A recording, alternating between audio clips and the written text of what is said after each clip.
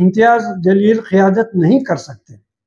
क्यों नहीं कर सकते? नहीं कर सकते। कारपोरेशन को अपने कब्जे में ले सकते थे।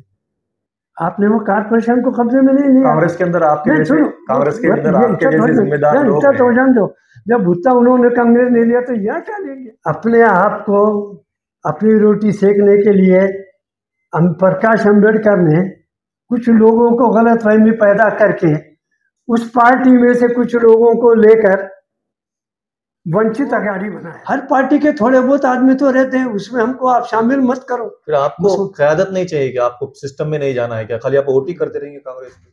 वो करना मांग रहे हैं, अगर उनको देंगे तो हम उनके खिलाफ। नांदेड़ की उम्मीदवारी दी फारूक अहमद को, एक मुस्लिम है, होनहार है, पढ़े लिखे हैं, जानकार है, फिर आप उनकी तो भी तायद करना कि ये तो दलित मुस्लिम प्लस थोड़े और हिंदू भाई आ गए। भोकर में उनकी लड़की ठहरने वाली है सुजया, तो वहां पर मुसलमानों का क्या रोल रहेगा? वो किसको? वैसा बकरा क्यों रखे जो बाजार में बिकता है? उसके बजाय बूढ़ा मेंढा रखना था जो बाजार में नहीं बिकता है। अपना काम है, आगे आना अपना काम है। और जलील यही कह रहे थे कि महाराष्ट्र के अंदर सबसे पहले एमआईएम को नांदेड़ वालों ने ही स्वीकारा, मतलब बाशऊर है, सियासत का इल्म रखते हैं। इसका तक जवाब देता हूँ। और सबसे पहले नांदेड़ वालों ने भी उनको नाकारा। दूसरे इलेक्शन में एक भी आदमी उनका नहीं आया। पहले इलेक्शन में 13 है तो पूरे खरीद लिए, अशोक चौहान ने खरीद लिए ना पूरे। आप उन्होंने खरीदे तो आपने ऐसे आदमी रखे क्यों? आपने वैसे आदमी रखे। क़ियादत देना पार्टी के हाथ में नहीं है। अब अशोक चौहान के हाथ में था। 2 मिनट और आपने सवाल गलत। जो आगे बढ़ता है उसका पैर खींचते हैं, जो आगे बढ़ता है खींचते हैं, और उसका फायदा पार्टी उठाती है। आपको कायद नहीं समझते, अपने आप को कायद नहीं समझते, लेकिन हमने अपनी एक पहचान नांदेड़ के मुसलमानों में, नांदेड़ जिले के हिंदुओं में, नांदेड़ के हर फिरके में रखे। मेरे जैसे भी कुछ में क्या है ये सब अल्लाह को मालूम। किसी को क्या दे देना अल्लाह का हाथ है, मेहनत कर सकते हैं। कई पोस्ट है खाली एमएलए एमपी में रखे हुआ क्या है? क्यों? तो ये लोगों से जुड़ा खाली तक की पार्टी में नहीं रहे। अशोक रहा क्या बताओ? अब रहा क्या? अब हम गिला शिकवा करना तो किससे करना? माजी का नकार दिया। तो सिद्दीकी साहब इंडिपेंडेंट एक कैंडिडेट उतारने वाले हैं क्या? देगलूर में देंगे आयाराम गयाराम को, तो वहां पर भी मुसलमान नहीं देंगे। मैं तमाम नांदेड़ के मुसलमान भाइयों से एक अपील करता हूँ।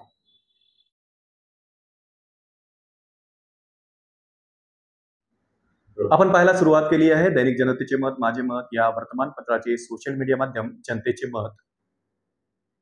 आपण आहोत आज नांदेडमध्ये। नांदेड जिल्ह्यातील ज्येष्ठ नागरिक, ज्येष्ठ विधितज्ञ, वकील व मुस्लिम समाजातील प्रतिष्ठित नागरिक ॲडव्होकेट एमझेड सिद्दीकी, त्यांनी आपल्या जीवनामध्ये, आपल्या कार्यकाळामध्ये अनेक घडामोडी बघितलेले आहेत। सध्या हे निवडणुकीचे दिवस आहेत। राज्यामध्ये विधानसभेची निवडणूक आहे। सध्या आचारसंहिता लागलेली आहे।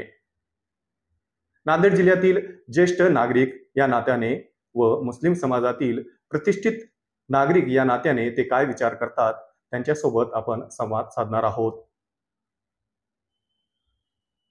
सिद्दीकी साहब, अस्सलाम वालेकुम। वालेकुम सलाम रहमतुल्लाहि व बरकातहू। आप तो जो है बातारूफ है, जिले में आपका नाम है, हर कोई आपको पहचानता है, लेकिन जो अभी नई पीढ़ी आई हुई है, आपने क्या किया, आपका क्या कार्य है, ये जो नई जनरेशन है उसको मालूम नहीं है। इस बारे में अगर आप खुद से अपना अल्प परिचय देंगे तो देखने वालों को अच्छा लगेगा। देखिए, मेरा पूरा नाम है काजी मोहम्मद जुल्फ़िकारुद्दीन सिद्दीकी। वकालत में उसको मुकफ़्फ़फ़ करके है एमज़ेड सिद्दीकी एडवोकेट के नाम पर मैं पूरे मराठवाड़े में बल्कि महाराष्ट्र में मशहूर हूँ। मेरी तारीख़ पैदाइश 13 दिसंबर 1935 है, इसलिए आज से मैं करीब 89 साल का हो रहा हूँ। मेरे असल में देखा जाए आबा व अजदाद खाजी ख़ानदान से थे, हैदराबाद में रहते थे और हमारे को पोहनेर, हसनाबाद, सिरसाला यहाँ की क़ज़ात थी। मगर मेरे वालिद जो है हैदराबाद में रहते थे और मेहदी जंग बहादुर जो तांडूर के जागीरदार थे, उनके कार परदाज़े मुंतज़िम थे। इस लिहाज से मेरी पैदाइश हैदराबाद में हुई और मेरे वालिद का मैं जब 1.5 साल का था उस वक़्त इंतकाल हो गया। मेरी वालदा पालम मोहम्मद अब्दुल मजीद साहब फ़ारूक़ मोहतसिब की बेटी थी, लिहाजा हम पालम शिफ्ट हुए। पालम में हमारा बचपना गुजरा और हमारी तालीम, परवरिश वगैरह मेरी वालदा चूँकि उस ज़माने में चौथी कामयाब थी, इसलिए वह मदरसे निस्वान गर्ल्स प्राइमरी स्कूल में टीचर हुई और वो अपने इंतकाल तक जो है टीचर रही। बहरहाल मेरा प्राइमरी स्कूल जो है 7वीं तक पालम में रहा। उसके बाद 8वीं 9वीं 10वीं को मैं मोमिनाबाद गया, वहाँ से 10वीं कामयाब किया 53 में। उसके बाद कॉलेज के लिए नांदेड़ आया। नांदेड़ में 53 से लेकर 58 तक मैं नांदेड़ में जो है बीकॉम पूरा किया और बीकॉम पूरा करने के बाद मैं यहाँ पर ही ठहर गया। इब्तिदा में मैंने यहाँ के कलेक्टर ऑफिस में कुछ दिन तक काम किया, 1964 तक, 58 से लेकर 64 तक। लेकिन उस वक्त के कारोबार हालात मेरे साथ नहीं दे रहे थे और मेरी शादी भी हो चुकी थी और मेरी बीवी भी यहाँ पर रहती थी, वो भी टीचर थी। उन्होंने ये कहा, मेरा 1964 में तबादला उस्मानाबाद हुआ। उस वक़्त उस्मानाबाद में जाना बोले तो एक काले पानी की सज़ा थी, आने जाने को परेशानी होती थी। तो मेरे अहलिया ने कहा कि आप उस्मानाबाद मत जाइए, अगर जाते हैं तो मैं नौकरी छोड़ देती हूँ, नहीं तो आप जो है नौकरी छोड़कर कोई दूसरा जो है पेशा इख्तियार करो। अब चूँकि हालात कुछ ऐसे थे, सही थे, उसकी वजह ये थी कि माँ बाप को अपने बच्चे को तरबियत देने के लिए अपने घर में रह जाना ज़रूरी है। अगर तरबियत न हो, माँ बाप घर में ना हो, तो बच्चे बदअखलाक भी निकलते हैं, वैसा नहीं है, लेकिन तरबियत अच्छी नहीं मिलती। इसलिए मैंने रिस्क लिया और मैंने अपनी सर्विस छोड़ा 1964 में। छोड़कर मेरा रुझान, क्योंकि ख़ानदानी में कोई पेशा ज़राअत तिजारत नहीं करते थे और मुझे भी उसकी कुछ ख्वाहिश नहीं थी, और दूसरा एक मुलाज़मत छोड़ के दूसरी मुलाज़मत करे तो वही होता था, कहने के तबादले होते थे। तो हमने ये सोचा कि क्यों ना वकालत को पेशा इख्तियार किया जाए।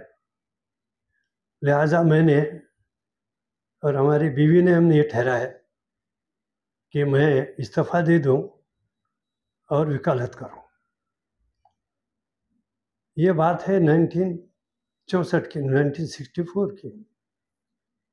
उस वक़्त पूरे मराठवाड़े में औरंगाबाद में एमपी लॉ कॉलेज था, एक ही था। अभी तो बहुत कॉलेजेस हो गए हैं। एमपी लॉ कॉलेज में एडमिशन लिया, अब रहने का सवाल पैदा हो गया। तो उस वक्त मैंने मराठवाड़ा वक्फ बोर्ड पंचक्की में वक्त था, वहाँ के सदर साहब को मिलकर मैंने मुलाज़मत इख्तियार की, इस शर्त पर कि मैं सिर्फ 2 साल काम करूँगा, 2 साल काम करूँगा और उसके बाद जो है वकालत के बाद चले जाऊँगा। तो खुदा के फजल से 2 साल करने के बाद 65, 66, 66, 67 में मैंने LLB की डिग्री निकाली। उस वक़्त 2 साल का था, 2 साल का कोर्स था। फिर वहाँ से नांदेड़ आया। अब नांदेड़ में सवाल ये था कि किसी की जूनियरशिप होना चाहिए। अब यहाँ पर उस वक़्त थोड़ी स्पेशलाइजेशन था, यानी कुछ वकील फौजदारी का काम कर रहे थे, कुछ दीवानी का कर रहे थे, कुछ रेवेन्यू का कर रहे थे। अब सवाल ये पैदा हुआ, हम जाना तो कहाँ जाना? तो मैंने सबसे पहले जनाब उस वक़्त के मशहूर व मारूफ एडवोकेट और नांदेड़ में से सेशन कोर्ट कायम हुआ, उसके पहले गवर्नमेंट लीडर जनाब बाला प्रसाद शुक्ला, जो गाड़ीपुरी में रहते थे, मशहूर आदमी थे। उनसे अपनी ख्वाहिश का इज़हार किया कि मैं आपका जूनियर रहना चाहता हूँ। तो उन्होंने बोले ठीक है, तो उनसे जूनियर शुरू की। वहाँ चूँकि वो सिर्फ फौजदारी करते थे, मुझे सवाल ये पैदा हो रहा है कि थोड़ा दूसरे भी तरफ जाना चाहिए। साथ ही साथ में उनकी इजाज़त लेके थोड़ा सिविल के तरफ माइल हुआ। और उस वक़्त खंडेराव जी यूतीकर साहब बहुत मशहूर व मारूफ दीवानी के यहाँ वकील थे नंबर 1। उनके पास भी कुछ काम किया और रेवेन्यू, टेनेंसी, टेनेंट और दीगर ऐसे रेवेन्यू यानी कलेक्टर ऑफिस का काम के लिए जनाब VD देशपांडे कामरेड, जो MP भी MLA भी थे और वकील थे, उनके पास भी कुछ दिन काम किया। इस तरीके से मैंने criminal, civil, revenue, other side का मुख्तलिफ लोगों के पास 5-5, 6-6 या 1-1 महीना करके सिर्फ 2 साल के अंदर मैंने जूनियरशिप की। और इस जूनियरशिप में मुझे बहुत कुछ हासिल हुआ। और सबसे बड़ी बात यह है, हमने कमाने के तरफ ज़्यादा रुझान देने के बजाय मैंने अपने आप को तजुर्बे की तरफ किया। उसकी वजह ये थी कि मेरे घरेलू हालात, मेरी बीवी चूँकि टीचर थी, इसलिए मुझे एक फैमिली सपोर्ट मिला। उनकी वजह से मैं जो है ये 2 साल करने के बाद फिर अपना अलग ऑफिस खोला और खुदा के फजल से आज 56 साल हो रहे हैं मुझे, मैं वकालत कर रहा हूँ। मुख्तलिफ जो है मुकदमात में मैंने काम किया, सिविल किया, क्रिमिनल किया, मगर तकरीबन 30-35 साल हो गए मैंने क्रिमिनल काम बिल्कुल छोड़ दिया। वो सिविल काम करता हूँ, क्योंकि बाद में महसूस किया, वैसा तो सब नहीं रहते हैं, लेकिन क्रिमिनल में काम करने की वजह से जो लोगों से अपना साबिक़ा रहता है, वो लोग स्टैंडर्ड नहीं रहते। उसका बुरा असर पड़ता है। और लोग भी बोलते हैं क्या है, झूठे को सच, सच को झूठा बनाते हैं फौजदारी में। एक मुझे इस किस्म की घिन आ गई, तो मैंने छोड़ के खुदा के फजल से सिविल की तरफ मायल हुआ और कुछ रेवेन्यू किया। रेवेन्यू में चूँकि आजकल के जो हालात देखे, अब तो रेवेन्यू भी छोड़ दिया हूँ, सिवाय डिस्ट्रिक्ट कोर्ट में ही अतराफ में जाता हूँ। इस तरीके से मैंने अपने आप को दिन ब दिन बढ़ाने की कोशिश किया। मैंने अपने वकालत में कभी इस बात की कोशिश नहीं की कि बेईमानी से मुझे पैसा मिले या पैसा ज़्यादा मिले। मैं मेहनत से किया, कम पैसों पर किया, बहुत से जो है गरीबों के मुफ्त भी किया और अभी भी करता हूँ। बहरहाल मैंने अपने इसको मेंटेन कर किया। साइमल्टेनियसली 1970 ईस्वी में मेरी मुलाकात मेरे एक दोस्त मिर्ज़ा अहमद अली बेग चुगताई साहब शहर अखबार के जो एडिटर थे उनसे मुलाकात हुई। उनके साथ जमीयतुल्लाह में शरीक हुआ और शंकर राव साहब चौहान से मेरी मुलाकात हुई। फिर मैं उनके सरपरस्ती में कांग्रेस में काम करता रहा और आज भी जो है कांग्रेस में काम करता हूँ। 1972 ईस्वी में जब इंदिरा गांधी नांदेड़ आई थी, 5-6 आदमी को जो पासपोर्ट मिला था उससे मैं एक था। बहरहाल उनकी वजह से मैं कांग्रेस में रहा और यहाँ तक कि वो मेरे पर और मेरे मरहूम दोस्त अब्दुल करीम सिद्दीकी साहब पर बहुत एतबार करते थे। कुछ भी यहाँ दिल्ली में इधर से आने के बाद क्या चल रहा पूछते थे। बहरहाल हम उनकी इज्जत करते थे, हमारी इज्जत करते थे, घर को वहाँ जाना था और उनके साथ रहने की वजह से मुझे जो एजाज़ मिला उस एजाज़ को मैं आज तक कायम रखा। चाहता तो जैसा बहुत से लोग कहते हैं कि तुम साहब को ये क्यों नहीं मांगे, वो क्यों नहीं मांगे, ये क्यों नहीं मांगे।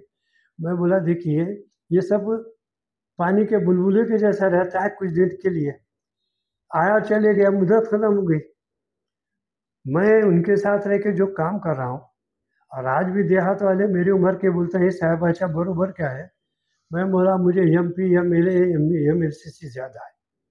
उन्होंने अपना काम तो करते रहा तो मैं कांग्रेस में कभी भी बेईमानी नहीं करा, निष्ठावंत रहा और अमली तौर पर ज़्यादा वक्त वहाँ दिया देते इलेक्शन के वक्त यह करता रहा। साथ ही साथ मैंने अपने आप को समाज के साथ भी रखा। नांदेड़ के कई समाजी जो है जमाते हैं, जैसा कि मेरे बायोडाटा में आप देखेंगे, मैं उनके साथ रहा, काम करा और आज भी काम करता हूँ। और हर खुदा का फजल ये है, आप सबको मालूम है कि नांदेड़ में कुछ भी अगर हो जाए वाक़या वगैरह या कुछ करना हो, सब लोग पहले मेरे पास आके लेते रहते हैं और हम उनके रहते हैं। तो समाज में भी मेरा है कोई, मैं तो तारीफ़ नहीं करता लेकिन मेरी थोड़ी बहुत इज़्ज़त है और मैं इसको कायम रखा हूँ। मैंने कभी भी उसकी समाज से सेवा में कमी नहीं की। कई वक्त मेरे खिलाफ में 11 केसेस हुए फौजदारी के, क्योंकि पुलिस को ये मालूम था कोई भी इसमें हो सिद्दीकी साहब का नाम डालना क्यों, शनाख्त के लिए आसानी ये थी कि वो शेरवानी टोपी पहनते हैं। हुआ है वैसा, साहेब होते, शेरवानी होती, टोपी होती। उन्होंने हर इसमें मेरा रहा और खुदा के बदल से तमाम केसेस पे मुझे बरात मिली क्योंकि मैं नहीं था। तो इस तरीके से समाज में भी मेरा हाथ रहा, सियासत में हाथ रहा, वकालत में भी अभी भी हूँ और साथ साथ मैंने एजुकेशन फील्ड में भी काम किया और ये सब काम मुझे शंकर राव साहब चौहान की वजह से हुआ। हम शंकर राव साहब के साथ होने की वजह से लोग भी जिला परिषद के, तहसील के, कलेक्टर वगैरह ज़रा हमसे डरते थे कि भाई ये ऐसा आदमी नहीं है और हम वैसा करते भी नहीं थे। आपने अपनी पूरी तफसीलात तो बताई। हाँ, आप इसके पहले गुफ्तगू के वक्त, चर्चा के वक्त ऐसे बोल रहे थे कि एक्शन के बाद देश जब आज़ाद हुआ, जो एक्शन हुआ जिसको बोलते हैं अपन रज़ाकारों का, उसकी आप चर्चा कर रहे थे कि उसके बाद मुसलमानों में खौफ था, डर था और जो पीढ़ी और उसके बाद की पीढ़ी खौफ में, डर में रही और जब थर्ड जनरेशन आई, तीसरी, वो एक एक्टिव है, पढ़ी लिखी है। तो आपने अपनी मसरूफियत, आपका सफ़र पूरे तफसील से तो बताया। आप इसके पहले चर्चा करते वक्त ऐसा बोल रहे थे कि जो आज़ादी का वक्त था, स्वतंत्रता के बाद एक्शन का जो माहौल हुआ रज़ाकारों का, तो मुसलमान उसमें बहुत डर गए थे। उसके बाद मुसलमानों की हालत जो है तो खास्ता थी, वो पीढ़ी, उसके बाद की पीढ़ी। लेकिन अब जो थर्ड जनरेशन है वो अभी एजुकेशन में है, पढ़ रहे हैं, लिख रहे हैं, ऐसा आप चर्चा कर रहे थे। तो आपको क्या याद आता है, आप जब जवान थे तो कैसा दौर था उस वक्त का और आज का दौर कैसा है? ये देखिए, जिस वक्त पुलिस एक्शन हुआ पालम में, तारीख थी 1 अक्टूबर 1948। 17 सितंबर को फौज दाखिल हुई। आते आते अक्टूबर आ गया। पालम में जो ही फौज आई उस वक़्त मेरी उम्र 13 साल थी। नांदेड़ के तमाम मुसलमानों को बाहर बुलाया गया, उनको मारपीट की गई। ये नहीं देखे कि ये कौन है, ये रज़ाकार थे या नहीं थे, बिल्कुल नहीं। बल्कि वहाँ नांदेड़ पालम के जो आरएसएस के लोग थे, आर्य समाज के लोग थे, पुराने कांग्रेसी लोग थे, हिंदू, उन्होंने जो है वहाँ के उस ज़माने के जो अच्छे लोग थे उनका नाम किया और उनको बहुत मारे। चुनाचे मेरे 2 मामू और 3 मेरे भाई, उनको इस कदर मारे पीटे, अल्लाह ने उनकी ज़िंदगी बचाया। वो मैंने अपने आँखों से देखा। फिर रात में दुकाना लूट लिए, आते बराबर दंगा फसाद शुरू किया। हर एक को उनके सामने रज़ाकार था, कोई भी आया तो रज्जाकार बोलते थे। सवाल ये था कि हकीकत में रज़ाकार थे कौन? देखिए 1947 में अब्दुल वाहिद अवैसी साहब और कासिम रज़वी साहब जो लातूर में प्रैक्टिस करते थे अदालत में, वहाँ से वो हैदराबाद शिफ्ट हुए और कासिम रज़वी साहब को जो है सदर बनाया गया 47 में। कासिम रज़वी साहब ना तो तेलंगाना के थे, ना तो मराठवाड़े के थे, ना वो इस वक्त इलाके कर्नाटक हमारे ज़िले के थे, बल्कि वो हिंदुस्तान से आए हुए थे। हिंदुस्तान बोले तो आपके उत्तर प्रदेश से आए हुए थे। अच्छा। वो यहाँ के रहने वाले नहीं थे और यहाँ के हालात से वाकिफ नहीं थे, जज्बाती थे। बहरहाल उन्होंने एक स्कीम निकाली थी। कुछ लोग ऐसा बोलते कि वो औसे के रहने वाले थे, लातूर के। नहीं, अब्दुल वाहिद अवैसी साहब, औसे भी नाम का जो खलत भरा अवैसी, अब्दुल वाहिद अवैसी यानी मौजूदा बैरिस्टर असदुद्दीन साहब के दादा। हाँ। अभी भी इनको वहाँ पर दरगाह का माश है औसे में वहाँ के मुतवल्ली हैं ये। अच्छा। और रिश्तेदार भी होते हैं करीब के। तो मैं ये कह रहा था कि जब उन्होंने बोले कि हमको आज़ाद रहना है, अगरचे के निज़ाम नहीं चाहता था, बाकायदा रज़ाकार स्कीम बनाए और उस पर उन्होंने कंट्रोल नहीं कर सके, उनका कंट्रोल उठ गया। क्या हुआ, रज़ाकार के नाम पर बदमाश गुंडे इधर उधर के रातों रात ड्रेस पहनकर देहातों में जाकर या तो वसूली करते थे, कराते थे, बदनाम हो गए थे। तो बहरहाल उस वक्त का एक माहौल ऐसा हो गया, आज के दौर में जैसा ISI, हाँ RSS का है, दाऊद डी कंपनी है, ऐसे बशनोई का वैसा था। हाँ। तो बहरहाल वो कोई स्कीम निजाम की नहीं थी। लोग बोलते हैं कि निजाम जुल्मी राजवट, यानी लोग क्या बोलते हैं, निजाम जो है जालिम था। नहीं, निजाम को इससे कोई ताल्लुक ही नहीं था। निजाम को ये लोगों ने हाईजैक कर लिए थे रजाकारों। कौन? हमारे कासिम रज़वी साहब ने। और साल भर के अंदर 12 लिया। जब वाकया होने के बाद उसमें अब क्या हो गया है, बहुत से लोग अपने इलाके के हद तक, उत्तर प्रदेश के वगैरह के उधर के लोग तो पाकिस्तान चले गए, अपने यहाँ के बहुत से लोग गए, लेकिन बहुत से लोग जो है अपने पेशे से, तिजारत से, ज़राअत से, इससे उससे जो है बहुत दूर रहे, नुकसान रहा।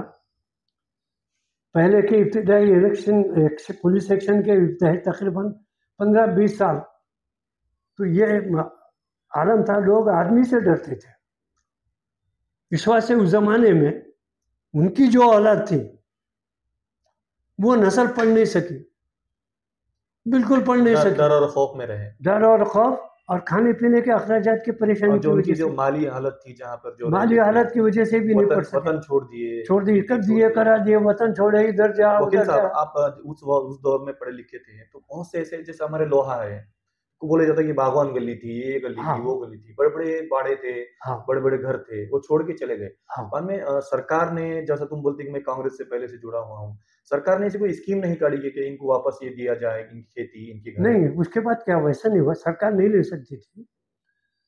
माउंटबेटन के जमाने में पार्टीशन का इंडिया एक्ट जो बना, उसमें ये था, इवेक्यू प्रॉपर्टी एक्ट कायम किया गया। यानी जो माजरीन इधर से उधर जाएंगे, उधर से उधर रहेंगे, इधर के उधर की इधर आ गए, तो ये प्रॉपर्टी वो माजरीन देंगे, और पाकिस्तान में के माजरीन जो इधर आए प्रॉपर्टी उनके लिए। इस बात से हुकूमत दे नहीं सकती थी, वो बिल्कुल गलत है। वो इवेक्यू प्रॉपर्टी एक्ट के तहत उन्होंने काम किया। इतना ज़रूर है कि अभी भी उस वक़्त, जहाँ तक मेरा ख्याल है, शुमाली हिंदुस्तान, बिहार, पंजाब, मध्य प्रदेश और कुछ गुजरात का इलाका और कुछ राजस्थान का छोड़कर बाकी के हिस्से के मुसलमान वहाँ पर नहीं गए। वो हिंदुस्तान में ही रहे, किसी तरीके से हम यहाँ रहेंगे, और ये हम जो औलाद हैं उन्हीं के हैं। और मुझे ऐसा कहा कि पहली नस्ल की परेशान रही, जब वो 25-30 साल 40 साल के हो गए तो उनकी नस्ल रही, अब वो भी परेशानी में रहे। अब उसके बाद की, अब आजकल की जो नस्ल है वो खुदा के फजल से बहुत अच्छी है, तालीम है, क्योंकि उनको ज़्यादा जानने का ना तो गम है, न मिलने की खुशी है। अपना कमाओ खाओ, अपनी तालीम हासिल करो। इसलिए आज 70 साल 75 साल के बाद आज की हमारी जो मुसलमान नस्ल है, खुदा के फजल से अपने हद तक खुश खुरम है, और हर जगह दिख रहे हैं आप, मेडिकल में जा रहे हैं, इंजीनियरिंग में जा रहे हैं, कहीं IAS में जा रहे हैं, हर जगह। यानी आज जो हम किए हैं, ये 70-75 साल के बाद हमको नसीब हो रहा है। आप नस्ल की बात कर रहे हैं, तो कुछ लोगों को ऐसे क्या बोलते हैं उसको, मुख्य प्रवाह में लाने के लिए गवर्नमेंट ने कई स्कीमें चलाई थी। एक स्कीम रहती है जो आरक्षण रहता है। आज महाराष्ट्र में देखा जाए तो सत्ता पलट जा रही है आरक्षण के लिए। फिर आप सीनियर नेता थे, आप बोलते हैं कि इंदिरा गांधी के साथ मैंने काम किया, शंकरराव चौहान के साथ, राजीव गांधी। तो उस दौर में आपको ऐसा कभी नहीं लगा क्या कि मुसलमानों के लिए रिजर्वेशन होना चाहिए? सुनिए, रिजर्वेशन का मसला कॉन्स्टिट्यूशन के वक्त जब बना, उस वक्त मौलाना आज़ाद उसके मेंबर थे, हसरत मोहानी साहब भी मेंबर थे, और 4-5 मुसलमान थे। उन्होंने ये सोचा कि भाई, बाज़ाब्ता तौर पर अबुल कलाम आज़ाद ने कहा कि अगर हम OBC में लेंगे, रिजर्वेशन लेंगे, हम आगे तरक्की नहीं कर सकेंगे, क्योंकि आदमी को जब आईदी चीज़ें मिल जाती हैं तो आगे तरक्की नहीं करता। और मैं समझता हूँ उन्होंने उस वक्त जो मिसाल दी थी आज बिल्कुल सही साबित हो रही है। OBC आपके शेड्यूल ट्राइब, SC, हाँ, अच्छा, हाँ, ये लोग, और CST वगैरह, ये लोगों को जो मिला है, उसकी वजह से वो इतने आईदी हो चुके हैं। उनका परसेंटेज देखो, नौकरी का छोड़ो, IAS IPS में होशियारी में बिल्कुल अभी भी पीछे हैं, एडमिनिस्ट्रेशन में पीछे हैं, तालीम में पीछे हैं, हर जगह पीछे हैं। उनका दिमागी तौर पर उनको कोई फ़ायदा नहीं पहुंचा, माली फ़ायदा पहुंचा। इस बात से चूँकि कॉन्स्टिट्यूशन में एक सियासत में आज भी और हमारे लोगों ने उस वक्त ही ज्वाइन नहीं किए, अब हम कर भी नहीं सकते थे। इसलिए कि आज कॉन्स्टिट्यूशन को तब्दील करना बहुत मुश्किल बात है। थम्पिंग मेजॉरिटी होना, स्टेट का भी उसके अंदर जो है वोट होना तो होता है। अब यही वजह है आज इतना नाचने के बावजूद भी मोदी जो है संविधान को बदल नहीं सक रहा, खाली डरा रहा है। तो सभी इसीलिए हम अगर वैसा करते भी तो कोई फायदा नहीं होता। इसलिए पूरे इंडिया में आज तक कभी भी निकाला नहीं गया कि हमको ओबीसी मिला है। अलबत्ता जगह जगह पर यह हुआ कि इकोनॉमिकल बैकवर्ड में हमारे को ओबीसी का क्लास निकाल के दो, वो सही था। उसके लिए महमूद रहमान साहब की कमेटी हुई, सच्चर कमेटी आई, उसमें जो है हमारे को एजुकेशन के लिए दिया गया, लेकिन उनकी इम्प्लीमेंट नहीं हुआ। इसलिए हम उस दौरान में शंकर राव इनके करीब होने के बावजूद भी नहीं कर सके। अगर हम करते भी तो होता नहीं था, हम बिल्कुल नाकाम होते। अभी अभी जो दौर है फिलहाल, अभी महाराष्ट्र में इलेक्शन होने वाले हैं। मैंने आपके स्टेटमेंट पढ़े हैं कि आपने कहा कि कांग्रेस पार्टी को जो चाहिए कि नांदेड़ के अंदर दक्षिण या उत्तर में एक मुस्लिम उम्मीदवार को टिकट देना चाहिए। उसी सिलसिले में मैं आपसे बात कर रहा था। क्या आपका इरादा था, कैसी प्लानिंग है आपकी? नहीं, देखिए, आज 40 साल से, यानी मैं ये कहूँगा मरहूम सैयद फारूक पाशा साहब 1972 ईस्वी में नांदेड़ के एमएलए बने। 72 और 5 77 इमरजेंसी में खत्म हो गए।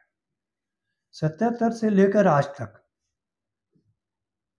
हमने ये कहा कि आपने मुसलमानों का वो निष्ठावंत हो, बेईमान हो, वफादार हो, मत हो, आपने किसी को भी टिकट नहीं दिया। कांग्रेस पार्टी का टिकट। जो चुन के आए थे वो भी नहीं आए, वो भी मुस्लिम लीग से आए। पहले जो मुस्लिम आमदार चुन के आए, मैंने खाली ये किया है, फारूक पाशा साहब। हाँ, कौन सी पार्टी से आए? हाँ, कांग्रेस पार्टी से। अच्छा, कांग्रेस पार्टी से पाए। और उसके बाद जो है, उसके पहले कांग्रेस उनको दो कहता है। पहले को कहता है दोबारा विलायत अली खान साहब को दिए थे, तो विलायत अली खान साहब 44 वोट से हारे। उस वक्त वीडी देशपांडे साहब आ गए थे कांग्रेस, फिर शंकर हुआ है।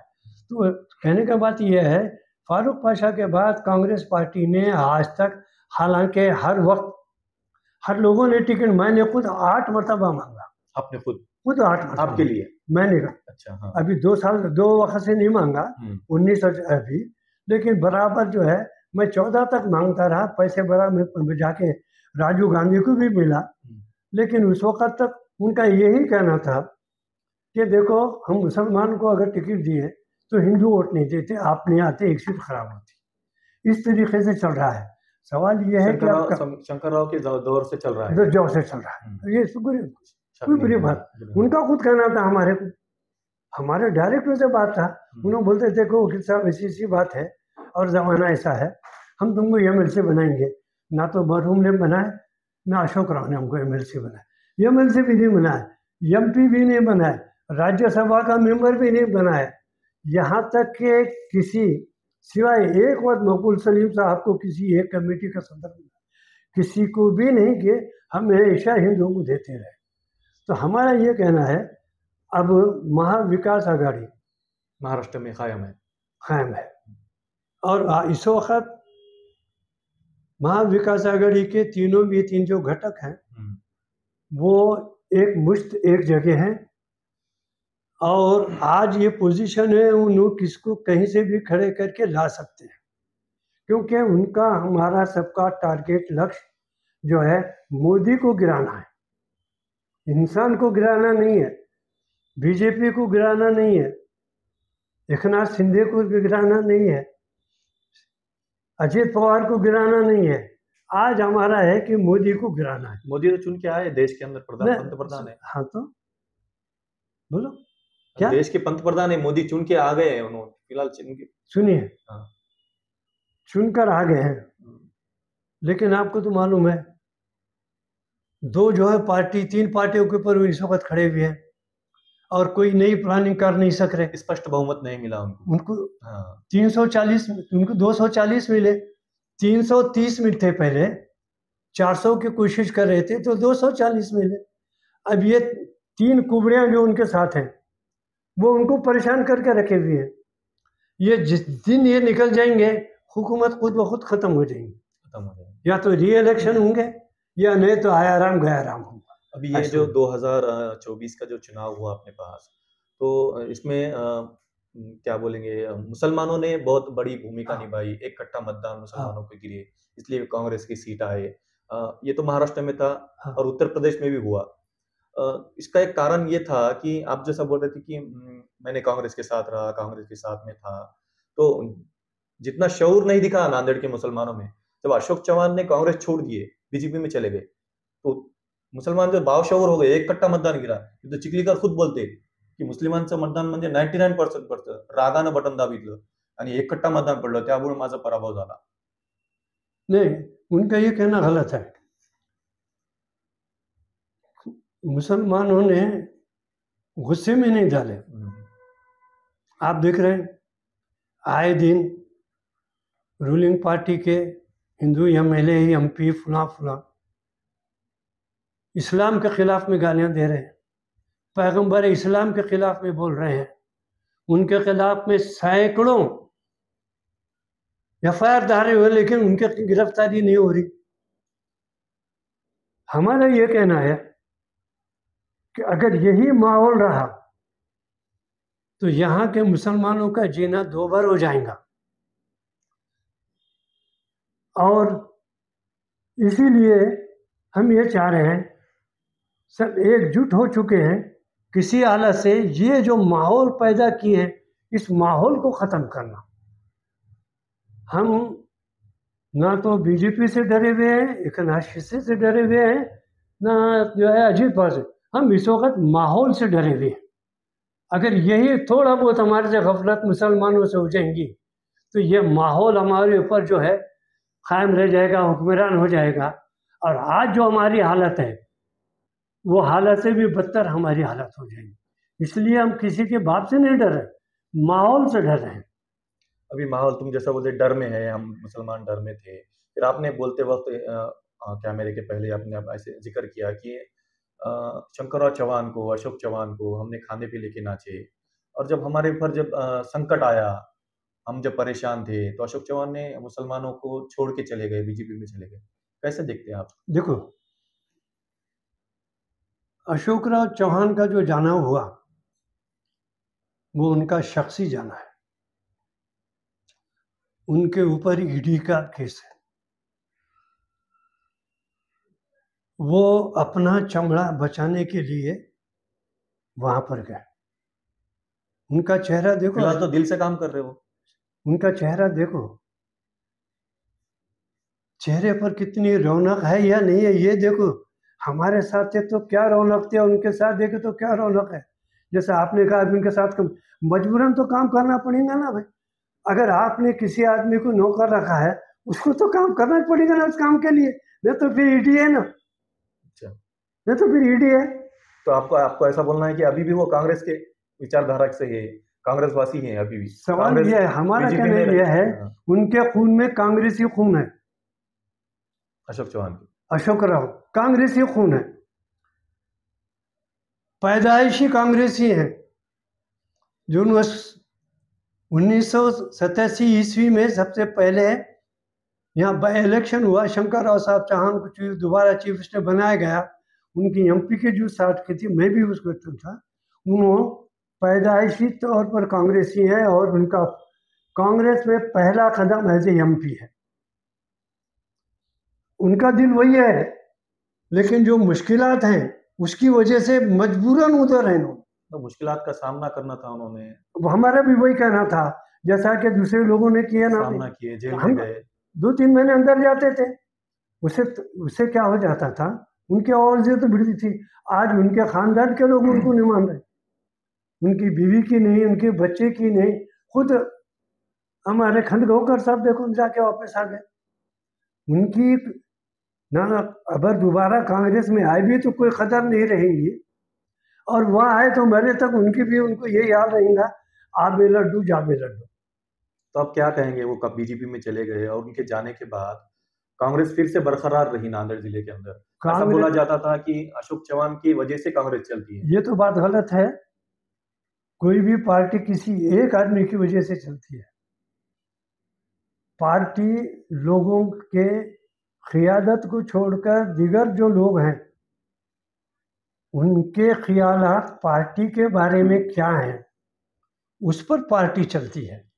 कांग्रेस पार्टी 135-140 साल है।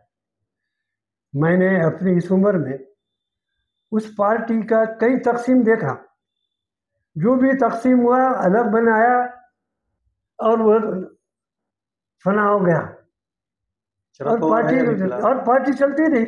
शरद पवार चालू है?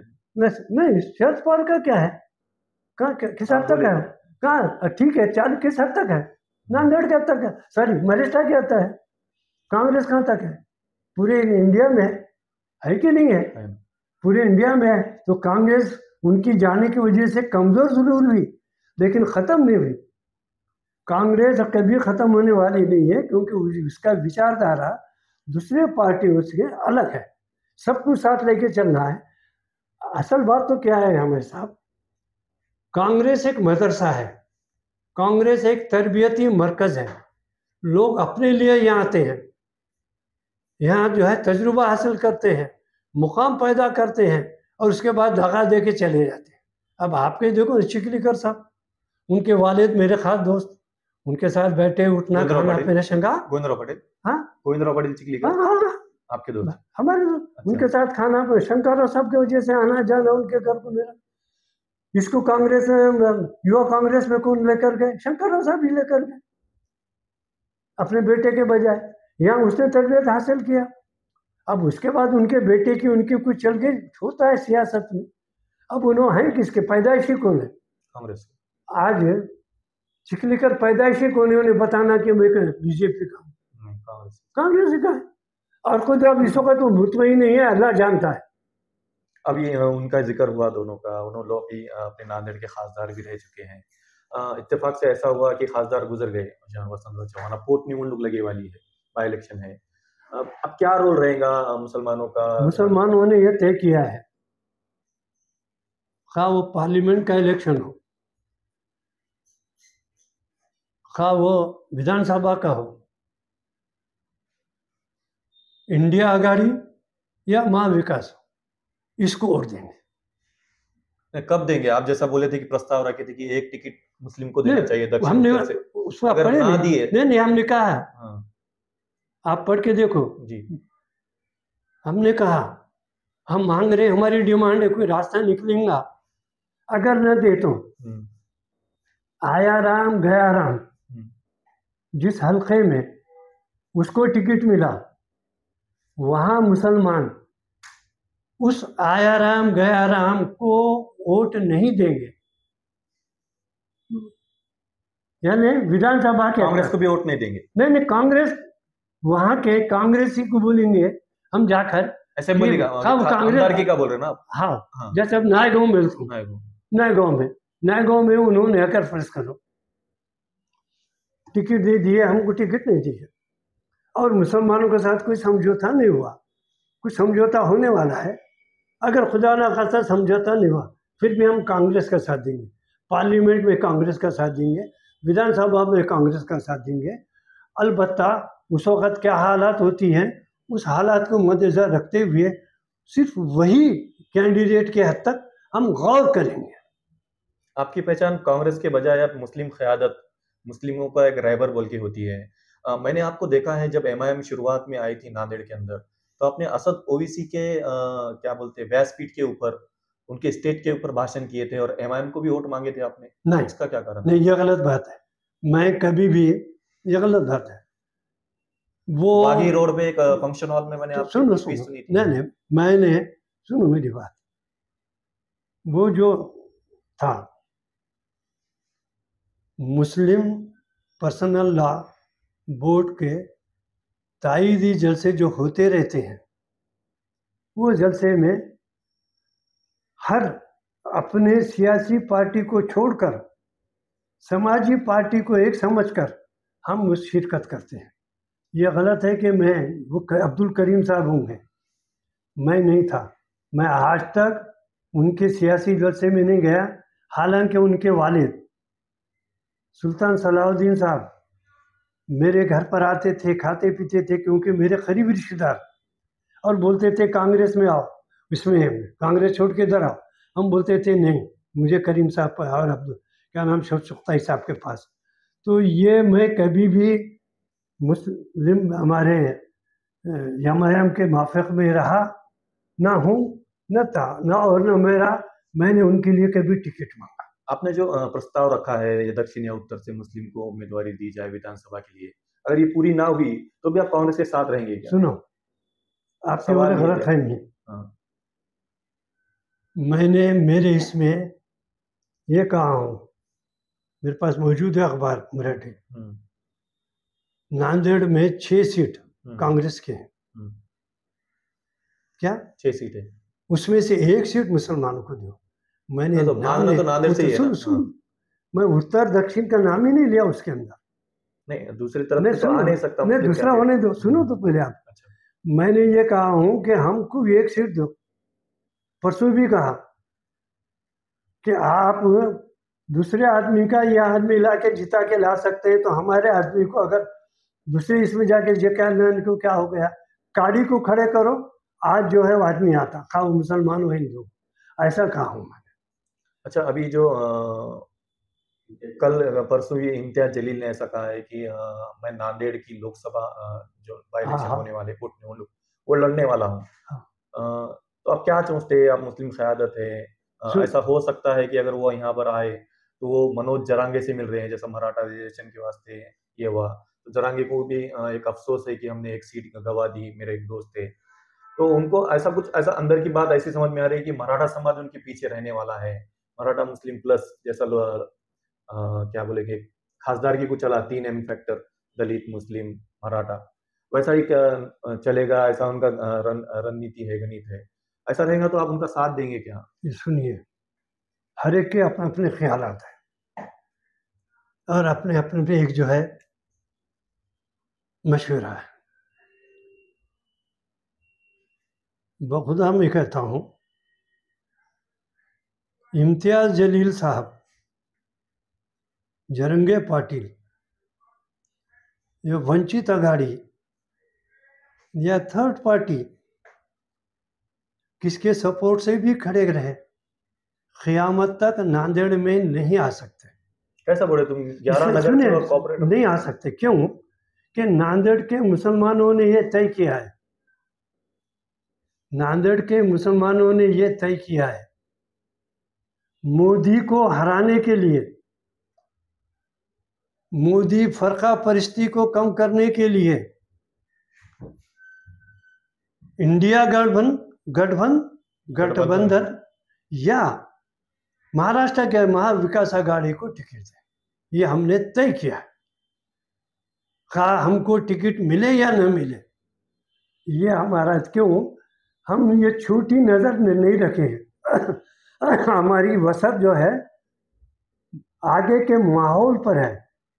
अगर वो जीत कर आ जाए फरका परस्त आदमी, तो पूरा माहौल को खराब करेगा, जिसकी वजह से हमारे इस्लाम को नुकसान पहुंच रहा है। ये जो है हमारे सामने है। तो आप इम्तियाज जलील का सपोर्ट नहीं करेंगे? बिल्कुल नहीं करेंगे, बिल्कुल नहीं करेंगे। सबसे पहले और एक बात बताता हूँ आपको, 1985 ईस्वी में मुस्लिम लीग ने यहाँ पर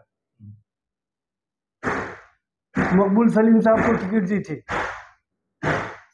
उस वक्त भी कांग्रेस ने उनके खिलाफ में काम किया, हमने भी उनके खिलाफ में काम किया। सुने, उस वक्त जो है अंतुल्ला कांग्रेस निकाले, ईसा खान साहब ने, उनके खिलाफ में हमने काम किया। हम यहाँ के मुसलमान जो आया गया राम नहीं है, लेकिन आज कांग्रेस में है, वो भी जो है कांग्रेस को टिकट देंगे। उनको हर पार्टी के थोड़े बहुत आदमी तो रहते हैं, उसमें हमको आप शामिल मत करो। फिर आपको क़यादत नहीं चाहिए क्या? आपको सिस्टम में नहीं जाना है क्या? खाली आप वोट ही करते रहेंगे कांग्रेस की? उसके लिए जो नया जनरेशन है ऐसी बोलती है कि हमने क्या नहीं, ये चीज क़यादत का अलग है। गुत्ता लिया क्या कांग्रेस? सुनो, हम ये चाह रहे हैं कि इम्तियाज जलील क़यादत नहीं कर सकते। क्यों नहीं कर सकते? आप नहीं कर सकते, नहीं कर सकते। औरंगाबाद का ये तजुर्बा बताया है, वहां जाके लोगों से पूछो, इंटरनल पेपर वालों से पूछो, he has not done any work for the Muslim, any work for the Muslim. अगर ऐसा होता, आपका काम अगर अच्छा होता, तो आप जो है खुद वहां पर इतनी मुसलमान होने के बावजूद भी कारपोरेशन को अपने कब्जे में ले सकते थे।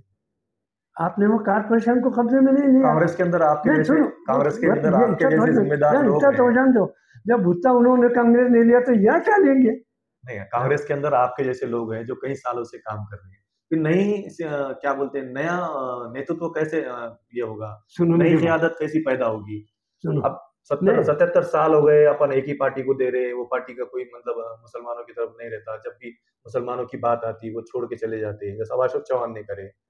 फिर यही करते रहना क्या? मेरी बात, यंग जनरेशन है ऐसी सवाल करते मैं आपका नाम समझ गया।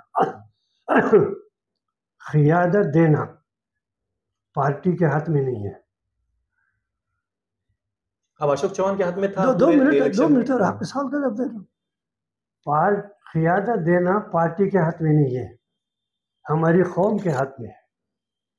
हमारी कौम ने सुनो, हमारी कौम की हालत है, खा वो कांग्रेस ही क्यों ना हो, जो आगे बढ़ता है उसका पैर खींचते हैं, जो आगे बढ़ता है खींचते हैं, और उसका फायदा पार्टी उठाती है, उसका फायदा उठाती है। लेकिन खुदा के बदल से है, मेरे जैसे भी कुछ लोग हैं, हम अपने आप को कायद नहीं समझते, अपने आप को कायद नहीं समझते, लेकिन हमने अपनी एक पहचान नांदेड़ के मुसलमानों में, नांदेड़ जिले के हिंदुओं में, नांदेड़ के हर फिरके में रखे मेरे जैसे भी कुछ लोग हैं, और हम समझते हैं हम जहाँ पर हैं खुदा के फजल करम से बहुत अच्छे हैं। देखिए, कोई भी चीज़ किस्मत से मिलती है। मैं खाना खाते बैठा हूँ, शाम में रोटी है, निवाला ले रहा हूँ, हार्ट अटैक आ जाता, मर जाता। कौन आदमी कब मरेगा, कौन आदमी कब क़यादत बनेगा, किसके किस्मत में क्या है, ये सब अल्लाह को मालूम। किसी को क़यादत देना अल्लाह का हाथ है, मेहनत करना अपना काम है ना, मेहनत करना अपना काम है, आगे आना अपना काम है। जलील यही कह रहे थे कि महाराष्ट्र के अंदर सबसे पहले एमआईएम को नांदेड़ वालों ने ही स्वीकारा, मतलब बाशऊर है, सियासत का इल्म रखते हैं। इसका तक जवाब देता हूँ। और सबसे पहले नांदेड़ वालों ने भी उनको नाकारा। दूसरे इलेक्शन में एक भी आदमी उनका नहीं आया, पहले इलेक्शन में 13 है तो पूरे खरीद लिए, अशोक चौहान ने खरीद लिए ना पूरे। आप उन्होंने खरीदे हो तो आपने ऐसे आदमी रखे क्यों? आपने वैसे आदमी रखे क्यों? वैसा बकरा क्यों रखे जो बाजार में बिकता है? उसके बजाय बूढ़ा मेंढा रखना था जो बाजार में नहीं बिकता है। आप उनको पूछिए, ठीक है, ये क्या वजह है? ठीक है, पहले इसमें या दूसरी इसमें एक में आपका आदमी नहीं आया। ठीक है, एमआईएम एक मुस्लिम पार्टी बोल के पहचान हुई। तीसरा एक पर्याय है वंचित बहुजन आघाड़ी, जो प्रकाश अंबेडकर चलाते हैं। सबसे पहले उन्होंने नांदेड़ की उम्मीदवारी दी है फारूक अहमद को। एक मुस्लिम है, होनहार है, पढ़े लिखे हैं, जानकार है। फिर आप उनकी तो भी तायद करना कि तो दलित मुस्लिम प्लस थोड़े और हिंदू भाई आ गए तो सीट आ सकती है दक्षिण की। देखिए, वंचित का मामला है महरूम रखना, किसी चीज से महरूम रखना। अच्छा, हाँ। वंचित आघाड़ी में जितने भी लोग हैं वो महरूम नहीं है। मराठा, सुनो मेरी बात, मराठा महरूम नहीं है, मुसलमान महरूम नहीं है, अंदर के शेड्यूल कास्ट वाले जो गए हैं वो महरूम नहीं है, उनकी पार्टी है। असल बात तो क्या है, ये अपने आप को अपनी रोटी सेकने के लिए प्रकाश अंबेडकर ने कुछ लोगों को गलतफहमी पैदा करके उस पार्टी में से कुछ लोगों को लेकर वंचित आघाड़ी बनाया है। उसमें क्या है, कोई भी आदमी वंचित नहीं है, मैं दावा करता हूँ।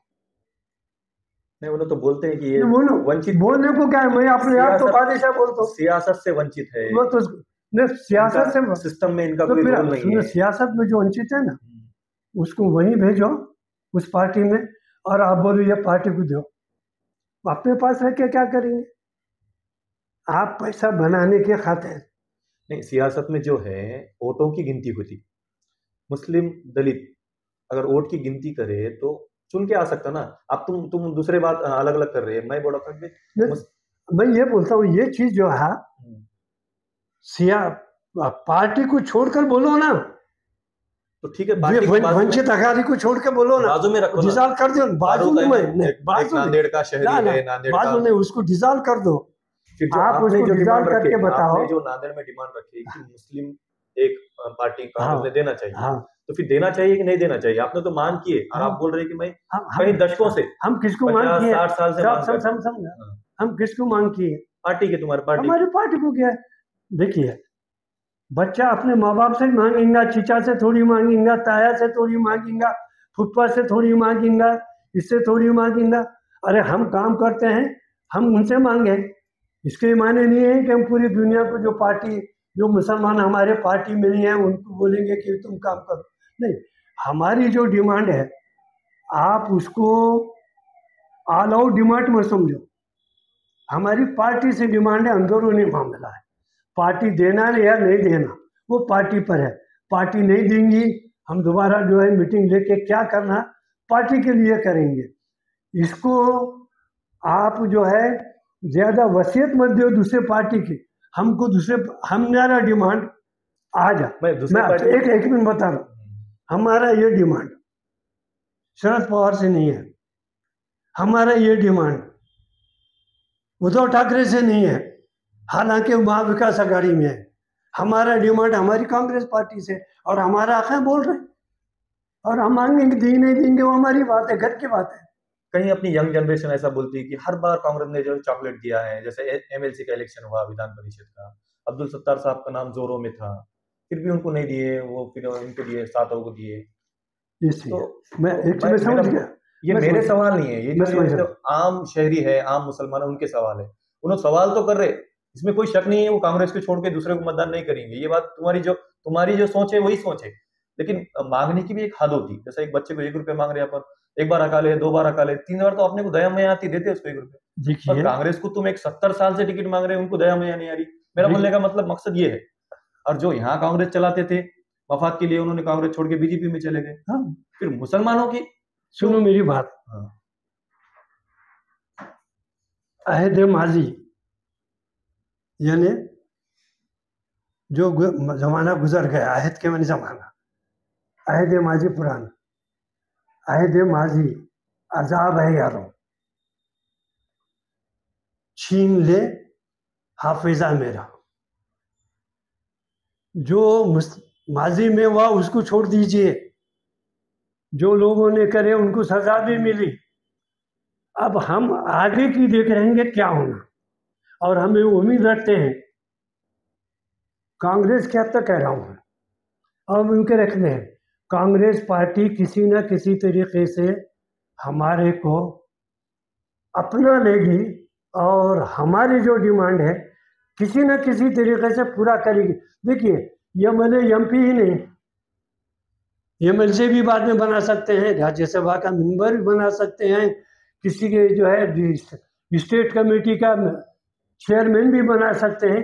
कई पोस्ट है, खाली एमएलए एमपी में रखे हुआ क्या है? क्यों, तो ये लोगों से जुड़ा खाली इतना तक ही है। ठीक है, तो हम हमने माजी को बुला दिया। हमारे हिस्सों का निगाह फ्यूचर पर है, सामने क्या होगा। हम सामने के वास्ते अपनी कांग्रेस में जो मेरे जैसे लोग हैं, वफादार वोटर्स हैं, उनसे यही रिक्वेस्ट है कि माजी को भूल जाओ। माजी गाने अब रहे भी नहीं, पार्टी में नहीं रहे।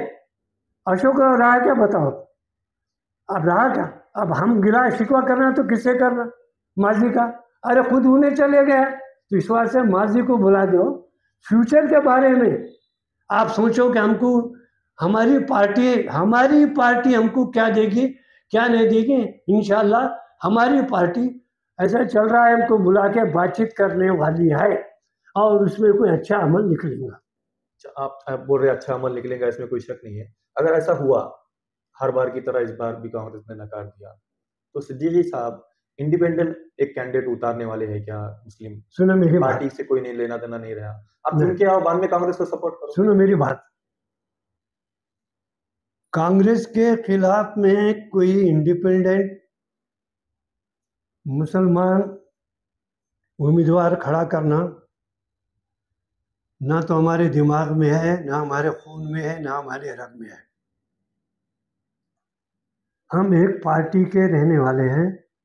वही मुसलमान जो कांग्रेसी उनके हद तक की बता रहा हूँ, वो मुसलमान कभी ये गद्दारी नहीं करेगा कि कांग्रेस के खिलाफ में या तो किसी और पार्टी को में जाकर या अपनी पार्टी में रह के अंदरूनी तौर पर उनको जो है मदद करेगा, ये आज़ाद मदद करेगा। ये उम्मीद ही मत रखिए आप।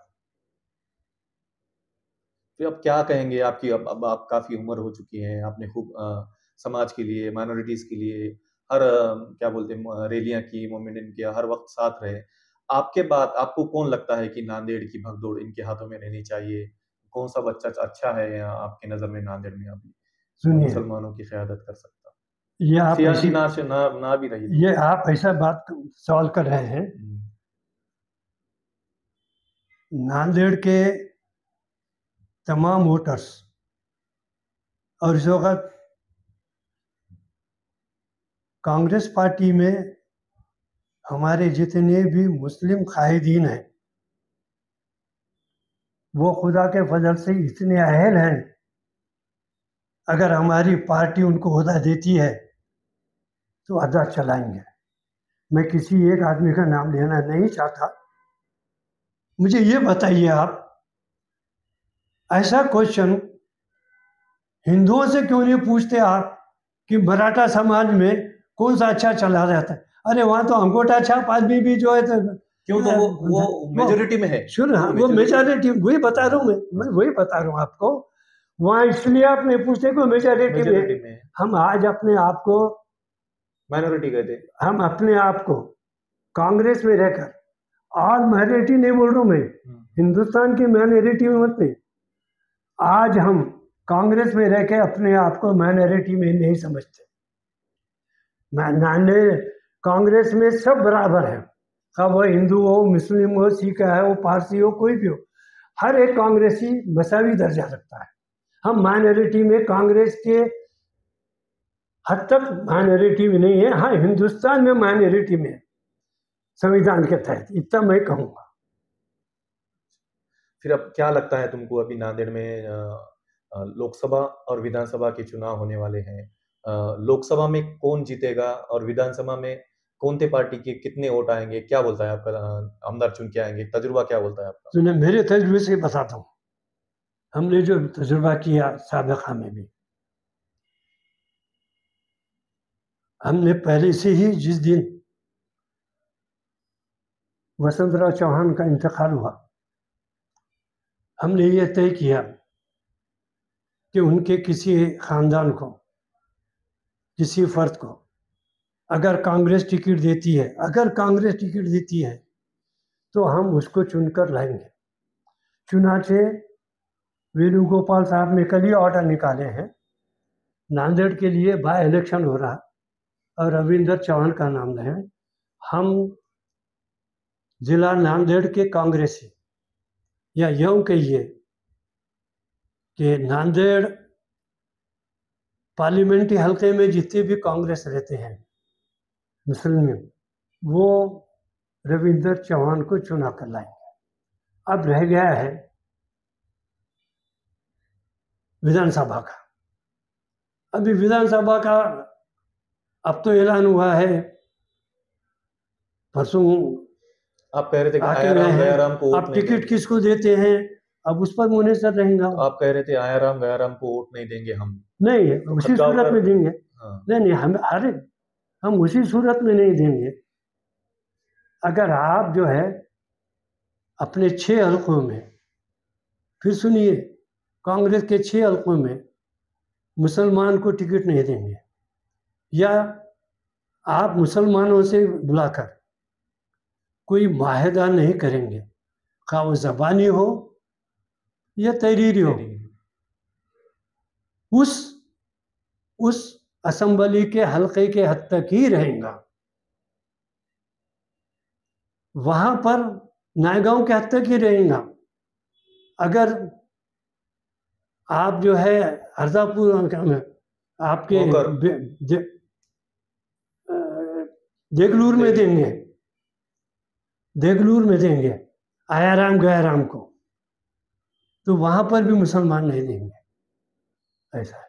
आप नांदेड़ साउथ है, नांदेड़ साउथ में भी पुकारना मांग रहे हैं, अगर उनको देंगे तो हम उनके खिलाफ में काम करें।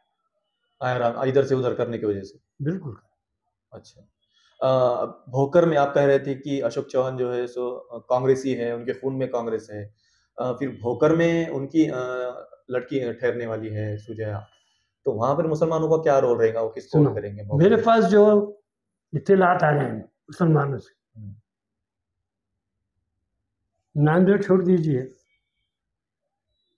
मुझे साथ चंद महीनों में अशोक राव ने बीजेपी ज्वाइन करने के बाद अर्धापुर, मुदखेड़, भोकर यहाँ जाकर मुसलमानों की मीटिंग बुलाए, 100 आदमी मिलाए, 5-25 गए, वो भी मजबूरन, और उनको मेरी बेटी खड़े रही है करना। उन्होंने साहब देखिए हालात के लिहाज से हम काम करेंगे। अब चूंकि बात ऐसा रहता है, उनके वजह से कुछ फायदा उठाए हुए हैं, उनके सामने खुल के कैसा बोलेंगे हमारे जैसा नहीं बोल कि हम तुम्हारे खिलाफ में देंगे। साहिबा मैं पाहूत मगर आज भी मैं कहता हूं, अगर वहां पर मोदी महीना भर भी टिक के काम करे, अशोक राव की बेटी के वास्ते अशोक राव की बेटी नहीं आ सकती। वहां पर महाविकास आघाड़ी का ही उम्मीदवार चुनकर आएंगे। आप आयाराम गयाराम की बात कर रहे थे, वह तो नहीं है। नायगांव में खतगांवकर के बहू को टिकट मिलने वाला है, ऐसी चर्चाएं हैं। फिर अब वहां पर नहीं, कोई भी होने दो, मैं नाम नहीं लेता।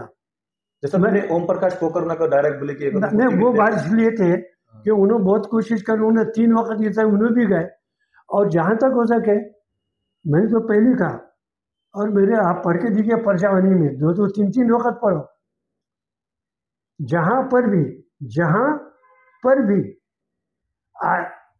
आयाराम गयाराम को देंगे, उस इलाके में उस विधानसभा के इसमें उस कैंडिडेट के हद तक अगर कांग्रेस ने मुसलमानों से कोई समझौता नहीं की, तो उस वक्त उस हद तक ही वो वोट जो है कहाँ वो उन्हें मिलेंगे। अब आप बोलेंगे किसको वोट देंगे, पूछते हैं, हम उन हाथों को डालेंगे, किसी को नहीं। तो मुहादा वादा जो बोल रहे हैं आप, जो डिमांड बोल रहे हैं, तो क्या डिमांड रहेगी? मतलब वो हमारे की डिमांड है,